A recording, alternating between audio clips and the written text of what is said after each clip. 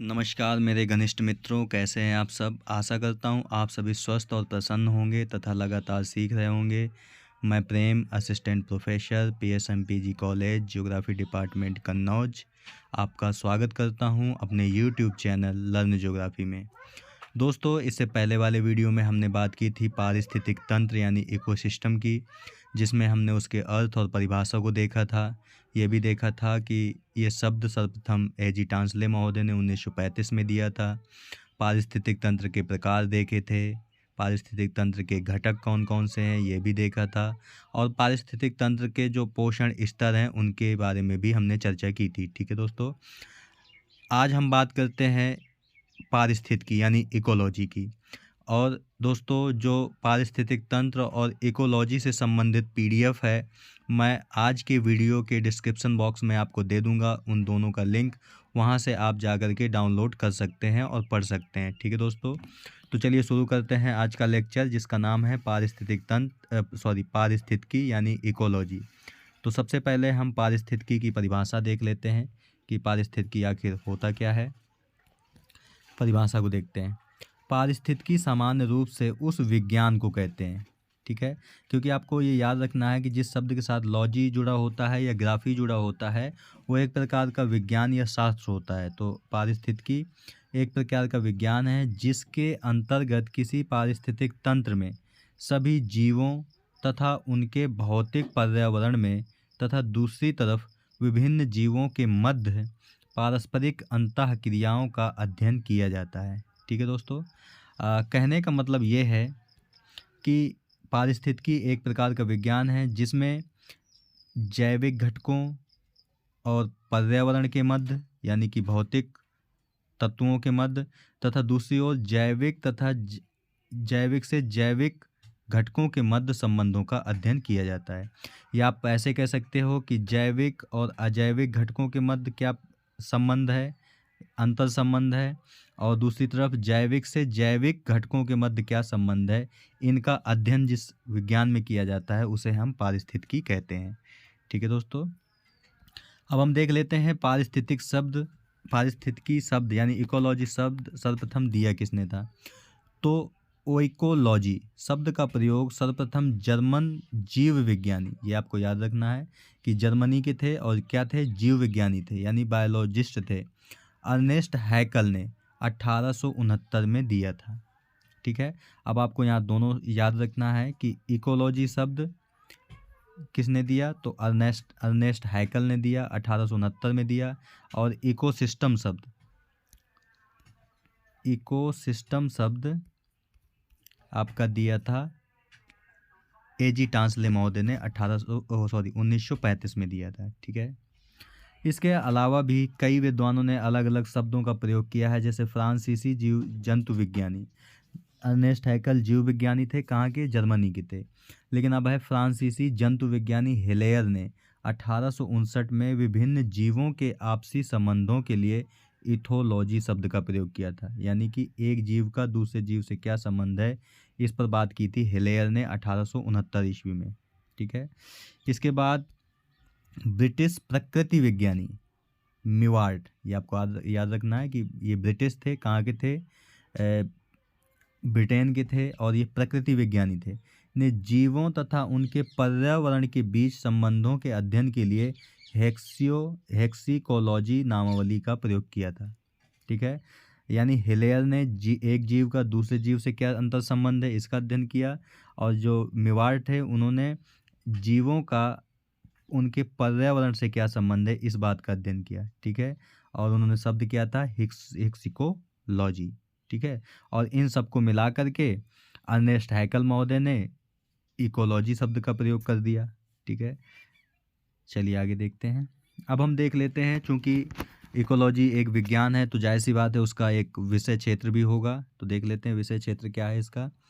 Fraser darling ने 1963 में पारिस्थितिकी के विषय क्षेत्र को विस्तृत किया तथा प्रतिपादित किया कि पारिस्थितिकी समस्त पर्यावरण के संदर्भ में जीवों का तथा उनके अंतर्जातीय आपसी अंतर संबंधों का विज्ञान है।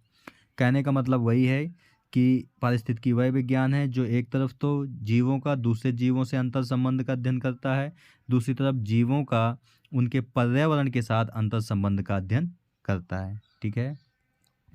अब इस परिभाषा से स्पष्ट है कि पारिस्थितिकी के अंतर्गत दो पक्षों का अध्ययन किया जाता है। वो दो पक्ष कौन से हैं? किसी खास क्षेत्र के भौतिक पर्यावरण के संदर्भ में जीवों का अध्ययन, यानी कि जीवों का उनके पर्यावरण से क्या संबंध है, और एक समुदाय के विभिन्न जीवों का मध्य आपसी संबंध, अंतर संबंधों का। ठीक है। यानी कहने का मतलब है कि इकोलॉजी में दो पक्षों का अध्ययन किया जाता है, एक तरफ जीवों का दूसरे जीवों से संबंध, एक तरफ जीवों का उनके पर्यावरण से अंतर संबंध का अध्ययन किया जाता है। ठीक है। आगे देखते हैं। इस तरह पारिस्थितिकी की दो शाखाओं का उदय होता है। ठीक है। एक तो स्वपारिस्थितिकी यानी आउटो इकोलॉजी, जिसके अंतर्गत किसी निश्चित पारिस्थितिक तंत्र में एकाकी प्रजाति स्पीशीज का पारिस्थितिकी संबंधों का अध्ययन किया जाता है। यानी स्वपारिस्थितिकी में केवल एकाकी प्रजाति को लिया जाता है और दूसरी तरफ पर्यावरण को लेकर के उनके अंतर संबंधों का अध्ययन किया जाता है। ठीक है। तथा इसके बाद है आपका दूसरा है समुदाय पारिस्थितिकी यानी साइन इकोलॉजी। इसके अंतर्गत किसी खास पारिस्थितिक तंत्र में वनस्पति समुदाय का उनके आवास के संदर्भ में अध्ययन किया जाता है। यहाँ अब आपका समुदाय शब्द आ चुका है, यानी एक समुदाय का पर्यावरण के साथ आवास के रूप में क्या संबंध है, इस बात का अध्ययन समुदाय पारिस्थितिकी में किया जाता है। ठीक है। इसके बाद है ओडम ने पारिस्थितिकी की नई परिभाषा प्रस्तुत की और इन्होंने क्या कहा कि पारिस्थितिकी पारिस्थितिक तंत्र की संरचना तथा कार्य का अध्ययन है, या पारिस्थितिकी प्रकृति की संरचना तथा कार्य का अध्ययन है। यानी अब इन्होंने क्या कह दिया कि पारिस्थितिकी पारिस्थितिक तंत्र की संरचना व कार्य का अध्ययन है, कि पारिस्थितिक तंत्र किस प्रकार बना हुआ है और वह कार्य कैसे करता है। ठीक है। इसके बाद पारिस्थितिकी के भी वही घटक हैं जो हमने अभी पिछले वीडियो में बताया था कि चार चीज़ें आपको याद रखनी है। जैवमंडल यानी कि बायोस्फीयर, पर्यावरण यानी इन्वायरमेंट, पारिस्थितिक तंत्र यानी इकोसिस्टम, और इकोलॉजी यानी पारिस्थितिकी के जो घटक हैं वो सेम रहते हैं। कौन कौन से घटक? जैविक, अजैविक और ऊर्जा घटक सेम घटक रहते हैं। ठीक है। इसी प्रकार इसके भी हैं। इस डायग्राम के माध्यम से घटकों को भी दिखाने की कोशिश की गई है। कौन से घटक हैं? एक तो बायोटिक कंपोनेंट्स यानी जैविक घटक, अबायोटिक कंपोनेंट्स यानी अजैविक घटक। बायोटिक में कौन से आ जाते हैं? प्रोड्यूसर होते हैं यानी कि पेड़ पौधे, कंज्यूमर आ जाते हैं यानी उपभोक्ता, जिसमें प्राइमरी उपभोक्ता जो शाकाहारी हैं, सेकेंडरी यानी कि जो मांसाहारी हैं, टर्टरी यानी सर्वाहारी हैं। इसके बाद डिकम्पोजर्स यानी कि वियोजक आ जाते हैं जो जटिल रासायनिक संरचना को सरल रासायनिक संरचना में बदलते हैं। और अबायोटिक में आ जाते हैं जैसे वायु, वाटर यानी जल, एयर मतलब हवा, विंड मतलब पवन। ठीक है। और आपको ये बताया जा चुका है कि जब हवा क्षैतिज रूप से गति करती है तो उसे पवन कहते हैं। सोयल मतलब मिट्टी, टेम्परेचर यानी तापमान, रेनफॉल यानी वर्षा। ठीक है। इसके बाद एक और घटक होता है जिसे हम ऊर्जा घटक कहते हैं। आगे देखते हैं। सबसे पहले बात करते हैं हम जैविक घटक यानी बायोटिक कंपोनेंट्स की। इसके अंतर्गत समस्त जीवधारियों को रखा गया है, जिसमें जंतु और वनस्पति दोनों सम्मिलित हैं। ये आपस में संबंधित हैं। ठीक है। जैविक घटक दो प्रकार के होते हैं, ये आपको याद रखना है कि जैविक घटक दो प्रकार के होते हैं। एक तो स्वपोषी होते हैं यानी आउटोट्रॉप्स, और दूसरे होते हैं परपोषित। ठीक है। इन्हें भी हम आगे देखते हैं कि क्या होता है स्वपोषी। स्वपोषी का मतलब है कि स्वयं से जो पोषण करते हैं। स्वपोषी यानी स्वयं से जो पोषण करते हैं, ऐसे घटक। वे जीव जो अपना भोजन स्वयं बनाते हैं, ये आपको याद रखना है, अपना भोजन स्वयं बनाते हैं, वे स्वपोषी घटक कहलाते हैं। जैसे हरे पौधे प्रकाश संश्लेषण क्रिया द्वारा अपना भोजन यानी कार्बोहाइड्रेट्स बनाते हैं, इन्हें स्वपोषी घटक कहते हैं। ठीक है। और स्वपोषी जीवों को उत्पादक भी कहते हैं। ये आपको याद रखना है कि स्वपोषी घटक जो अपना भोजन स्वयं बनाते हैं, जैसे पेड़ पौधे, और किसके कारण बनाते हैं? तो प्रकाश संश्लेषण क्रिया विधि से बनाते हैं। ठीक है। और इनके भोजन को कार्बोहाइड्रेट्स कहते हैं। पेड़ पौधों को स्वपोषी घटक भी कहते हैं और उत्पादक भी कहते हैं यानी प्रोड्यूसर भी कहते हैं। ठीक है। इस डायग्राम के माध्यम से आपको प्रकाश संश्लेषण समझाने की कोशिश की गई है कि प्रकाश संश्लेषण यानी फोटोसिंथेसिस क्या होता है। एक पेड़ को दिखाया गया है, पेड़ को दिखाने के साथ साथ दिखाई दे रहा है आपको कि इसको एनर्जी यानी कि तापमान कहाँ से प्राप्त हो रहा है, सूर्य से प्राप्त हो रहा है। ठीक है, कार्बन डाइऑक्साइड आपको वायुमंडल से इसे प्राप्त हो रही है। ठीक है, इतना ये प्राप्त हो रहा है इसीलिए। और जल कहाँ से प्राप्त हो रहा है, इसे इसे जड़ों के माध्यम से मिट्टी से प्राप्त हो रहा है। ठीक है, तो खाना बनाने के लिए यही 3 चीज़ें ज़रूरी होती हैं, तापमान, जल और पदार्थ। तो आपका तापमान सूर्य से मिल रहा है, जल जड़ों से मिल गया, पदार्थ कहाँ से मिल गया, कार्बन डाइऑक्साइड वायुमंडल से मिल गई। तो अब ये प्रक्रिया करता है, इसका इक्वेशन दिया गया है यानी कि सूत्र दिया गया है या समीकरण दिया गया है 6CO2 प्लस H2O। जब प्रतिक्रिया करते हैं तो क्या बनता है, C6H12O6 प्लस O6O2 यानी निकल क्या रहा है,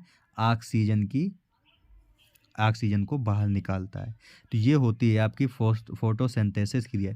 इसीलिए कहते हैं कि पेड़ पौधे कार्बन डाइऑक्साइड ग्रहण करते हैं, जैसे इसमें दिखाई दे रहा है, ग्रहण करते हैं, और आपका जो ऑक्सीजन है वो बाहर निकालते हैं। ठीक है, और जीव में जस्ट उल्टा क्रिया हो जाती है, यानी ऑक्सीजन लेने लगते हैं और कार्बन डाइऑक्साइड बाहर निकालने लगते हैं। तो यही आपका फोटोसिंथेसिस है, यानी प्रकाश संश्लेषण है। आगे देखते हैं। अब आते हैं आपके परपोषित घटक, यानी हेट्रोटोरोफस। ये आपके परपोषित घटक हैं। पर स्वपोषित में क्या था, जो अपना भोजन स्वयं बनाते थे, लेकिन अब परपोषित है तो वे जीव जो अपने भोजन के लिए स्वपोषित जीवों द्वारा निर्मित जैविक पदार्थों पर निर्भर करते हैं, वे परपोषी जीव कहलाते हैं। यानी कि जो अपने भोजन के लिए दूसरों पर निर्भर होते हैं उन्हें हम परपोषी कहलाते हैं। और ये निम्नलिखित प्रकार के होते हैं। ठीक है, कौन कौन से प्रकार हैं। सबसे पहले तो आपके शाकाहारी हैं, जिसमें आपके गाय, एल्क, बकरी, भैंस, जेब्रा, तोते, हाथी, भेड़, गिलहरी, हिरण, चूहे, मूस, चिप, मक्स, मैनेट, याक, कंगारू, हंस और मधुमक्खियाँ आदि आती हैं। ठीक है, इसके बाद कुछ मांसाहारी होते हैं, जैसे शेर, बाघ, सील, महान, सफ़ेद शार्क, पेंगुइन, ध्रुवीय भालू, बाज, चील, वालरस, मकड़ी, दांतेदार व्हेल, ऑक्टोपस, सांप, मेढक, बगुले, गिद्ध और कोयट। ये मांसाहारी किसका भोजन करते हैं, तो ये शाकाहारियों का भोजन करते हैं। यानी कि शाकाहारी पेड़ पौधों को खाते हैं, ठीक है, और मांसाहारी इन शाकाहारियों को खाते हैं। इसके बाद आ जाते हैं आपके सर्वाहारी, जो वनस्पतियां भी खाते हैं, शाकाहारी जीवों को भी खाते हैं और मांसाहारी जीवों को भी खाते हैं, जैसे एडवाक्स, मनुष्य, एमू, पिरान्हा, हाथी, भूरे भालू, मक्खियाँ, काले भालू, सूअर, रैकून, ततैया, गैलापगीस, टुकेन, सभी महान वानर यानी गोरिल्ला, वनमानुष, चिंपैंजी और बोनोबोश, बॉक्स, कछुए और जिरोबा। ये आपके सब सर्वाहारी हैं। इसके बाद कुछ डेट्रीटिवोर्स होते हैं। ठीक है, जैसे आपके खनखजूर, कवक, केंचुए, बसंत, यानी कि ये लोग ये क्या करते हैं कि ये चट्टाने भी खा जाते हैं। कौन कौन से, खनखजूर, कवक, केंचुए, बसंत पूंछ, बैक्टीरिया, लकड़ी के जू, गोबर की मक्खियाँ, स्लग, समुद्री सितारे, समुद्री खीरे, फिडलर, केकड़े और पॉलीचट कीड़े। ये सब आपके डेट्रीटिवोर्स होते हैं, यानी कि ये शाकाहारी खाते हैं, मांसाहारियों को भी खाते हैं और साथ ही साथ चट्टाने भी खाते हैं। ठीक है, तो ये आपके जैविक घटक थे, जिसमें हमने देखा स्वपोषी और परपोषी। ठीक है, इसके बाद अजैविक घटक यानी अबायोटिक कंपोनेंट्स। निर्जीव पदार्थ जो पर्यावरण में उपस्थित रहते हैं उन्हें पारिस्थितिक तंत्र के अजैविक घटक कहलाते हैं। कौन से पदार्थ, निर्जीव पदार्थ जिसमें जीवन नहीं होता। अजैविक घटक भी 3 प्रकार के होते हैं, जलवायवीय कारक, कार्बनिक पदार्थ व अकार्बनिक पदार्थ। ठीक है, तो जलवायवीय कारक कौन से हैं, वे कारक जो पर्यावरण में उपस्थित रहते हैं, जैसे वायु, प्रकाश, ताप और वर्षा, यानी ये पर्यावरण में उपस्थित रहते हैं। ठीक है, कार्बनिक कारक कौन से हैं, जैसे प्रोटीन, कार्बोहाइड्रेट्स, वसा आदि पदार्थ जीवों की मृत्यु के बाद उनके शरीर से अपघटित होते हैं, ये कार्बनिक पदार्थ होते हैं। यानी जब जीव की उत्पत्ति होती है तो कार्बनिक पदार्थों से बन जाता है, लेकिन जब मृत्यु होती है तो उनका अपघटन हो जाता है। और अपघटन करते कौन है, तो आपके डीकम्पोजर्स यानी वियोजक जो होते हैं। इसके बाद कुछ अकार्बनिक पदार्थ हैं, जैसे नाइट्रोजन, हाइड्रोजन, सल्फर, कार्बन आदि कार्बनिक पदार्थों के द्वारा कार्बनिक पदार्थ संश्लेषित होते हैं। ठीक है, इसका प्रयोग सर्वप्रथम उत्पादक द्वारा किया जाता है। किनका? अकार्बनिक पदार्थों का जो उपयोग है वो सर्वप्रथम उत्पादक द्वारा होता है और यहाँ से उपभोक्ता में जाते हैं और अपघटकों द्वारा अपघटित होकर पुनः वातावरण में मुक्त हो जाते हैं। ठीक है, इस प्रकार पदार्थ चक्रीय पथ से गुजरते हैं। ये हमने पहले भी बात की थी कि पदार्थों का जो संचरण है या गमन है वो चक्रीय होता है। इसे ही हम जैव भू रासायनिक चक्र कहते हैं। ठीक है, यानी पदार्थों का चक्रीय रूप में चलना आपका जैव भू रसायन चक्र कहलाता है। अब कुछ आपके पारिस्थितिकी नियम हैं, ये बहुत ही मोस्ट इम्पोर्टेंट होते हैं दोस्तों, इसे आप अच्छे से याद करके रखिएगा। पारिस्थितिकी नियम, क्योंकि क्वेश्चन आपके यहीं से बनते हैं। तो पारिस्थितिक तंत्र में पारिस्थितिकी अध्ययन की आधारभूत इकाई है। ठीक है, यानी कि पारिस्थितिक तंत्र की आधारभूत इकाई क्या है? पारिस्थितिकी है।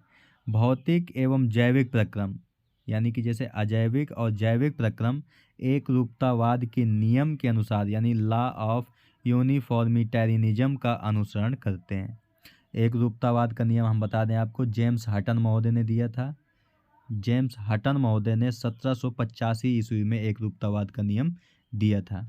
एक रूपतावाद का नियम है क्या? इसमें बताया जाता है कि जो नियम और प्रक्रम आज क्रियाशील हैं वही प्रक्रम और नियम प्राचीन काल में भी चल रहे थे, यानी कार्य कर रहे थे, लेकिन बस उनकी तीव्रता में अंतर था। ठीक है, तो ये आपको याद रखना है।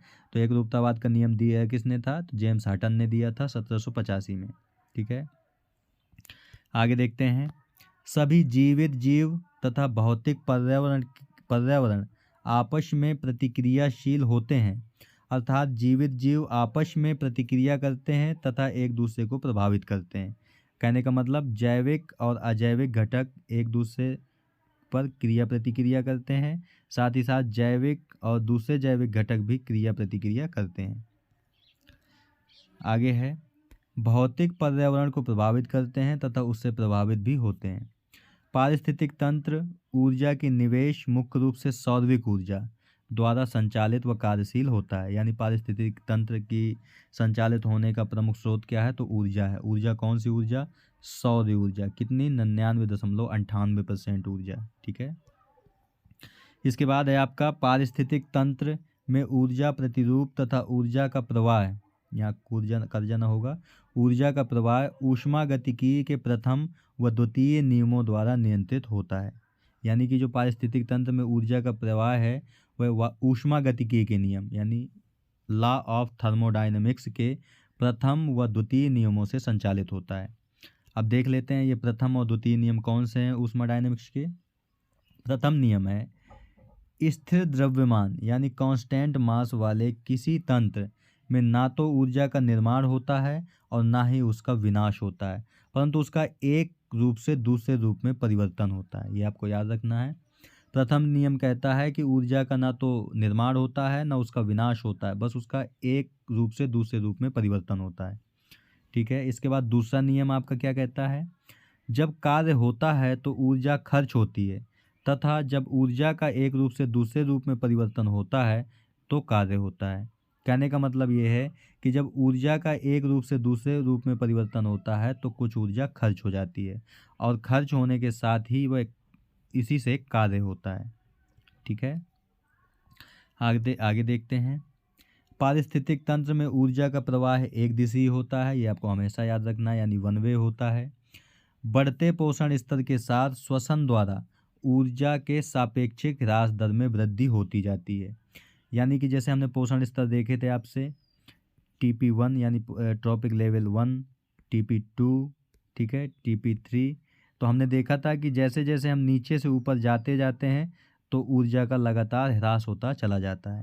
ठीक है, तो यही कह रहा है कि बढ़ते पोषण स्तर के साथ श्वसन द्वारा ऊर्जा के सापेक्षिक ह्रास दर में वृद्धि हो जाती है। ठीक है, सापेक्षिक का मतलब होता है तुलना कर की जाती है कि एक लेवल में क्या थी ऊर्जा की खपत तो दूसरे लेवल में क्या हो गई, ये आपका सापेक्षिक ह्रास दर में वृद्धि होती जाती है, वृद्धि होती जाती है, ये आपको याद रखना है। ठीक है, इसके बाद अगला है, पारिस्थितिक तंत्र में विभिन्न तत्वों तथा पदार्थों का गमन चक्रीय रूप में होता है, ये हमने पहले भी देखा है। पदार्थों का चक्रण यानी साइक्लिंग इस प्रकार होता है कि इन तत्वों तथा पदार्थों का सकल भार प्रायः समान रहता है। ठीक है, यानी कि भार में कोई अंतर नहीं आता। पदार्थों एवं तत्वों का यह चक्रण जैव भू रसायन चक्र या भू जैव रसायन चक्रों द्वारा संपादित होता है, यानी जियो बायो केमिकल साइकिल द्वारा संपादित होता है, ये भी हमने देखा है। आगे देखते हैं, पारिस्थितिक तंत्र की उत्पादकता, यानी पारिस्थितिक तंत्र में पोषण स्तर 1 में स्वपोषित हरे पौधों द्वारा प्रकाश संश्लेषण विधि द्वारा प्रति समय इकाई में ऊर्जा या जैविक पदार्थों की वृद्धि दर को पारिस्थितिक तंत्र की उत्पादकता कहते हैं। ठीक है, 2 कारकों पर निर्भर करती है, यानी पारिस्थितिक तंत्र की जो उत्पादकता है वह 2 कारकों पर निर्भर करती है। कौन कौन से कारक हैं? पहला है सौरिक ऊर्जा की उपलब्धता, जितनी अधिक सौरिक ऊर्जा की उपलब्धता होगी जो पारिस्थितिक तंत्र की उत्पादकता है उतनी ही अधिक होगी। दूसरा है हरे पौधों की सौरिक ऊर्जा को रासायनिक ऊर्जा में परिवर्तित की जाती, यानी करने की क्षमता। ठीक है, ये दोनों फैक्टर किसी भी क्षेत्र की उत्पादकता को निर्धारित करते हैं।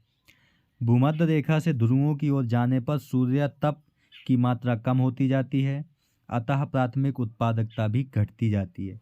यानी भूमध्य रेखा से ध्रुवों की ओर जो पारिस्थितिक तंत्र की उत्पादकता है कम होती चली जाती है। क्यों? क्योंकि सूर्य तप की मात्रा कम होती चली जाती है। ठीक है, आगे देखते हैं। स्पष्ट है कि सूर्य तप एवं प्राथमिक उत्पादकता में धनात्मक संबंध होता है। धनात्मक संबंध का मतलब है कि सूर्य तप की मात्रा बढ़ेगी तो प्राथमिक उत्पादकता भी बढ़ेगी, अगर सूर्य तप की मात्रा कम होगी तो प्राथमिक उत्पादकता भी कम होगी। ठीक है, प्राकृतिक पारिस्थितिक तंत्र में अंतः निर्मित स्वतः नियंत्रण की क्रियाविधि यानी इनबिल्ट सेल्फ रेगुलेटरी मैकेनिज्म होता है और इसे होम्योस्टैटिक क्रियाविधि कहते हैं। ठीक है, होम्योस्टैटिक क्रियाविधि को हमने पिछले वाले वीडियो में भी उदाहरण देकर समझाया था कि अगर एक पेड़ है आपका और उसकी एक टहनी को काट दिया जाएगा तो जाहिर सी बात है कुछ समय बाद वह टहनी फिर से हरी भरी हो जाएगी। ये होता है आपका होम्योस्टैटिक क्रियाविधि। ठीक है,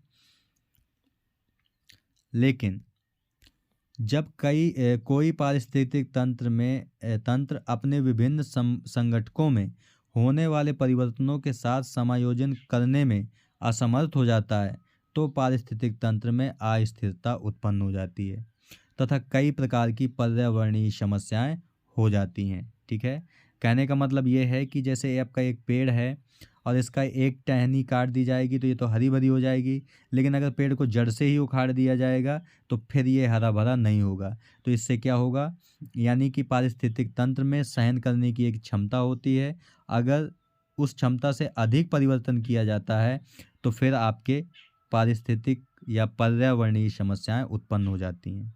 ठीक है, आगे देखते हैं। पारिस्थितिक तंत्र में चार्ल्स डार्विन, ये शब्द आपको याद रखना है और आपका एक होमवर्क भी रहेगा कि चार्ल्स डार्विन को गूगल में सर्च जाकर आप उनकी बायोग्राफी पढ़ें और उन्होंने क्या क्या काम किया है वो भी कहीं नोट डाउन कर सकते हैं।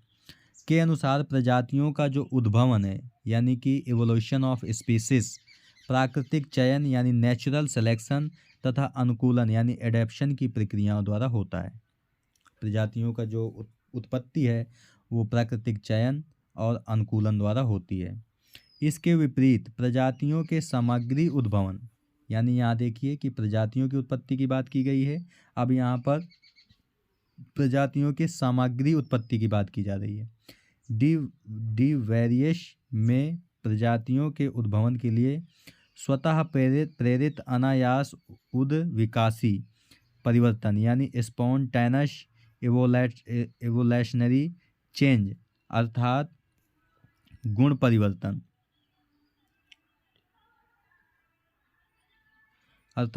परिवर्तन की संकल्पना का प्रतिपादन किया।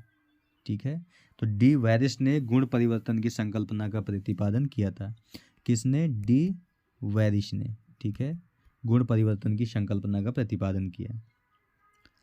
इसके बाद आगे देखते हैं। कुछ लोगों ने प्रजनन पृथक्करण यानी रिप्रोडक्टिव आइसोलेशन को भी प्रजातियों के उद्भवन की एक प्रक्रिया को माना है। पादप समुदाय का विकास सुलभ पर्यावरणीय दशाओं वाले किसी निश्चित निवास क्षेत्र में अनुक्रमिक विकास द्वारा होता है, जो 5 प्रावस्थाओं से संपादित होती है। सक्सेशनल डेवलपमेंट, जो दोस्तों आपका अनुक्रमिक विकास यानी कि सक्सेशनल डेवलपमेंट को हम आगे वाले वीडियो में देखेंगे, तो आप ये समझ सकते हैं कि जो पादप समुदाय है उसका विकास सुलभ पर्यावरणीय दशाओं में एक निश्चित क्षेत्र में अनुक्रमिक विकास के रूप में होता है। ठीक है, वनस्पतियों के विकास के 2 अनुक्रम हैं, सक्सेशन है। ठीक है, प्राथमिक अनुक्रम यानी प्राइमरी सक्सेशन, द्वितीय अनुक्रम यानी प्राइमरी और सेकेंडरी सक्सेशन। ठीक है, 2 प्रकार के आपके सक्सेशन हैं। ये हम नेक्स्ट वीडियो में बात करेंगे सक्सेशन पर कि अनुक्रम क्या होता है आपका। आप इतना समझ सकते हैं कि जैसे आपका विकास हुआ यानी कि मानव का विकास होता है कि पहले मान लीजिए कुछ नहीं होता, फिर इसके बाद उसका जन्म होता है, फिर उसकी बाल्यावस्था आती है, फिर युवावस्था, फिर जवानी, फिर बुढ़ापा और उसके बाद मृत हो जाता है वो। तो इसी प्रकार का कुछ वनस्पतियों में भी विकास होता है, इसी को हम अनुक्रमिक विकास कहते हैं। ठीक है, देखते हैं आगे। मनुष्य पर्यावरण में परिवर्तन करने का सक्रिय कारक है, होने के नाते प्राकृतिक संसाधनों के विदोहन द्वारा पारिस्थितिक तंत्र को परिवर्तित तथा रूपांतरित करता है। तो पारिस्थितिक तंत्र को परिवर्तित और रूपांतरित कौन करता है? तो मनुष्य करता है। क्यों? क्योंकि मनुष्य की लगातार जैसे जैसे जनसंख्या बढ़ती जा रही है उसकी आवश्यकताएं भी लगातार बढ़ती जा रही हैं, जिससे वह प्राकृतिक संसाधनों का विदोहन बड़े पैमाने पर करता है, जिससे पारिस्थितिक तंत्र परिवर्तित और रूपांतरित होता है। ठीक है, मनुष्य यह परिवर्तन निम्न रूपों में करता है। तो अब देख लेते हैं मनुष्य क्या क्या करता है। विशुद्ध विध्वंसक कार्यों द्वारा, जैसे वनों का सफाया करके, वनों को जलाकर। ठीक है, और किस प्रकार करता है? वनस्पति की नई प्रजातियों का प्रवेश तथा प्रतिस्थापना द्वारा, भूमि उपयोग में परिवर्तन द्वारा यानी प्राकृतिक वनों को साफ करके फसलों की खेती करना, निवास क्षेत्रों यानी हैबिटाट में परिवर्तन द्वारा, और निर्माण कार्यों द्वारा, नगरीकरण और औद्योगिकरण द्वारा भी वह विभिन्न प्रकार की मनुष्य परिवर्तन करता है। तो यानी अगर आपसे कोई पूछे कि मनुष्य पारिस्थितिक तंत्र में परिवर्तन और रूपांतरण किस प्रकार लाता है, तो विध्वंसक कार्यों द्वारा, जैसे वनों का सफाया करके, वनों को जलाकर, वनस्पति की नई प्रजातियों का प्रवेश करके एवं प्रतिस्थापना द्वारा, भूमि उपयोग में परिवर्तन द्वारा, जैसे फसलों को प्राकृतिक वनों को साफ करके फसलों की खेती करना, निवास क्षेत्रों में परिवर्तन द्वारा, निर्माण कार्यों द्वारा और नगरीकरण और औद्योगिकरण द्वारा भी वह विभिन्न प्रकार के पारिस्थितिक तंत्र में परिवर्तन करता है। ठीक है दोस्तों, तो दोस्तों ये रहा आपका आज इकोलॉजी से संबंधित वीडियो, जिसमें आज हमने पारिस्थितिकी की बात की कि पारिस्थितिकी का अर्थ एवं परिभाषा क्या है, पारिस्थितिकी की शब्द सर्वप्रथम दिया किसने था, पारिस्थितिकी के विषय क्षेत्र को देखा हमने, पारिस्थितिकी के घटकों की बात की हमने, इसके साथ साथ हमने पारिस्थितिकी के नियम अर्थात लॉ ऑफ इकोलॉजी या प्रिंसिपल ऑफ इकोलॉजी की बात की।